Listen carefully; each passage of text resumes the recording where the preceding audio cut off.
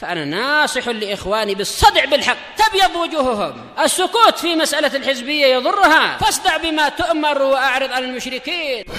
سلامي على دماج ورجالها والشيخ يحيى ودار العلم يا سعد بانيها.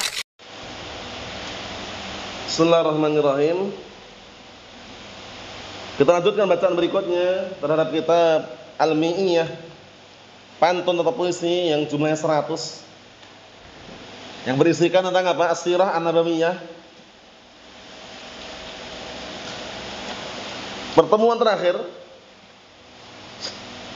kita telah menyebutkan kisah pernikahannya Fatimah bintu Rasulullah sallallahu alaihi wasallam dengan siapa? Ali bin Abi Thalib radhiyallahu anhu.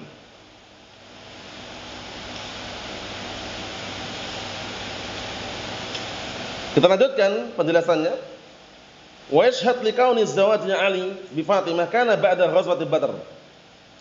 Dan dalil yang menunjukkan bahwasanya keadaan pernikahannya Ali bin Abi Thalib dengan Fatimah itu waktu itu terjadinya setelah perang Badr. Dalilnya mana? Majaa fi sahihain, yang datang di dalam sahihain. Anna Ali yang qala, bahwasanya waktu itu Ali berkata, "Kanat li syarifun ay naqah." Waktu itu aku punya syarif. Apa syarif? Naqah, onta. Punya onta. Min nasibi minal maghnam yaum Badr. Termasuk bagianku atau jatahku. Paham ya? Pada apa? Dari hasil ghanimah perang Badr. Wa kana Nabi sallallahu alaihi wasallam a'tani syarifan minal khumus. Dan waktu itu Rasulullah SAW memberikan kepadaku onta, seekor onta dari bagian khumus seperlimanya. Karena al-khumus lillahi wa rasulih kan, seperlimanya. Falamma aradtu an abtani bi Fatimah binti Rasulillah sallallahu alaihi wasallam wa'tatna wa'attu rajulan sawaghan min Bani Qainuqa an yartahila ma'i. Artinya, kemudian tatkala aku ingin membangun rumah tangga dengan Fatimah binti Rasulillah sallallahu alaihi wasallam, aku menjanjikan kepada salah seorang sawagh. Sawagh itu tukang barakallahu fiik, penjual emas. Dari Bani Qainuqa. Bani Qainuqa kabilah apa? Marga apa? Yahud. Naam. Berjanji apa? An yartahila ma'i, untuk pergi bersamaku. Fa na'ti bi idkhir. Kemudian kami mendatangkan dengan idkhir. Idkhir semacam pohon idkhir. Paham ya? Naam. Aradtu an abi'ahu minas sawaghin. Aku ingin menjualnya kepada para barakallahu fiik, pembeli emas tersebut. Penjual emas tersebut. Wa asta'in bihi fi walimatul urs, dan aku akan gunakan untuk apa? Walimatul urs, untuk digunakan untuk walimahanku, istilahnya gitu. Ila akhir khabar, sampai akhir hadis yang disebutkan di situ. Syahidnya Ali bin Abi Thalib anhu sudah persiapan untuk apa? Melakukan walimatul urs. Berarti menunjukkan bahwasanya laki-laki itu ketika melamar seorang perempuan disepakati dan akan ada walimatul urs, tidak ada salahnya kalau dia ta'awun, mengeluarkan hartanya untuk acara tersebut. Paham? Kalau kebiasaannya biasanya yang mengeluarkan harta itu pihak perempuan, biasanya itu walimatul urs. Tapi pihak laki-laki, misalkan dia punya harta lebih, dia bantu, enggak masalah lah, dikit-dikit. Tipis-tipis saja. Paham ya? Kalau biayanya walimatul urs 10 juta misalkan, ya paling dia ngasih 2 juta lah. Bisa dipahami maksudnya? Nah, jadi enggak ada salahnya seperti itu. Wa illa kalau semua ditanggung oleh mertua pun enggak ada larangan juga. Ya kan? Nah, karena untuk walimah ini enggak harus mewah. Intinya walimatul urs terjadi. Walaupun dengan apa? Seekor kambing. Aulim walau bisyatin. Bikinlah walimahan walaupun dengan seekor kambing. Berarti kalau dengan ayam sah enggak? Rafi. Sah aja. Dengan sambal tomat, sambal tempe busuk, enggak ada larangan juga.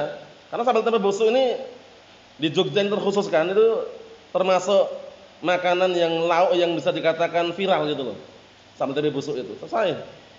Yang bisa menyambal rasanya luar biasa.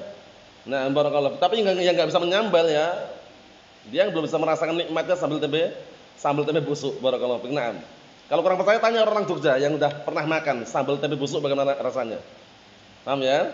Nah, jangan lihat busuknya, lihat sambalnya itu. Paham ya? Nah, sambal tempe busuk terkenal ya kalau di Jogja ini ya, terkhususkan. Ya orang-orang kampung itu paham lah. Kalau orang-orang kota lihat sambal tempe busuk, bayangannya busuk, ya kan? Enggak bayangkan sambalnya rasanya bagaimana gitu loh. Intinya bukan itu, barakallahu fiik. Intinya untuk masalah sah-sah walimatul urs walaupun dengan sederhana. Paham ya? Walaupun dengan sederhana mungkin. Wa aslamal Abbas, kemudian barakallahu fiik di hari tersebut setelah perang Badar juga masuklah Al-Abbas amun Nabi sallallahu alaihi wasallam masuk Islam. Al-Abbas ibn Abdul Muthalib atau ibn Abi Thalib? Abdul Muthalib. Paham ya? Karena paman. Ya kan? Nah, Abu Thalib bin Abdul Muthalib. Paham? Al-Abbas bin Abdul Muthalib masuk Islam. Ba'dal asri, setelah tawanan. Haitsu kana min jumlatil asra, na'am alladzina usiru fi hadhil ma'rakah, dikarenakan dia termasuk salah satu barakallahu fiik, orang-orang yang ditawan pada peperangan tersebut, termasuknya Al-Abbas ini. Terus setelah perang masuk Islam. Wa khulifa fi waqti islami, dan diperselisihkan mengenai waktu masuk Islamnya kapan. Faqila innahu aslama ba'dal asr. Ada juga yang mengatakan bahwasannya dia masuk Islam setelah tawanan, setelah ditawan. Wa bihi jazama an-nadhim, oleh karena itu an-nadhim memastikan dengan pantunnya. Apa pantunnya kemarin? Nah, barakallahu fiik, wa aslamal Abbas ba'dal asri. Ya kan? Nah, Abbas ibn Abdul Muthalib masuk Islam setelah apa? Ditawan. Wa qila innahu aslama qabla dzalik. Ada juga yang mengatakan dia masuk Islam sebelum itu. Wa ja'a ma'a jaisyil musyrikin fi hadhil ghazwah na'am mukraha. Ternyata dia datang karena masuk Islam sebelum perang Badar. Ini ada qaulnya. Akhirnya dia datang bersama tentara kaum musyrikin dalam keadaan apa? Mukraha, dipaksa. Terpaksa, mukrah. Paham ya? Jadi sesuatu keterpaksaan dari seorang itu bukan keberanian aslinya. Paham ya? Mukrahun akhaka la batal. Jadi keberanian dari saudaramu yang terpaksa, atau sesuatu yang terpaksa dari saudaramu itu tidak dinilai keberanian. Paham ya? Tidak dinilai pemberani. Nah, itu sekedar ungkapan Arab ya. Kalau ini syahidnya di sini yang mengatakan bahwa Abbas masuk Islam sebelum perang. Nah, waktu perang Badar kok ikut, kenapa? Itu terpaksa. Nah, wa kana yukhfil Islam, waktu itu beliau menyembunyikan keislamannya. Wa yashhadu lidzalika marwa Imam Ahmad wa ghairuhu annahu qala, dan yang menguatkan hal tersebut sebagaimana yang diriwayatkan Imam Ahmad dan juga yang lainnya, annahu qala, bahwasanya beliau mengatakan,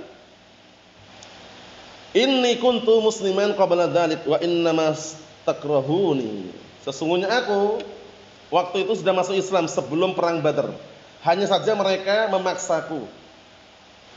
Memaksa siapa? Al-Abbas dipaksa untuk ikut perang Badar. Tapi apa? Yang maksa mereka pihak orang kufar, orang musyrikin, memaksa dia biar ikut pada perang Badar tersebut. Ternyata tertawan dia. Jadi pahami ya? Itu kalau pendapat mengatakan masuk Islamnya sebelum perang Badar. Jadi pahami? Nah, yang berikutnya insyaallah pada pertemuan yang akan datang mengenai perang Banu Qainuqa. Jadi memerangi orang-orang salah satu kabilah Yahud terbesar juga ini, Banu Qainuqa. Wallahu a'lam bissawab. Alhamdulillah.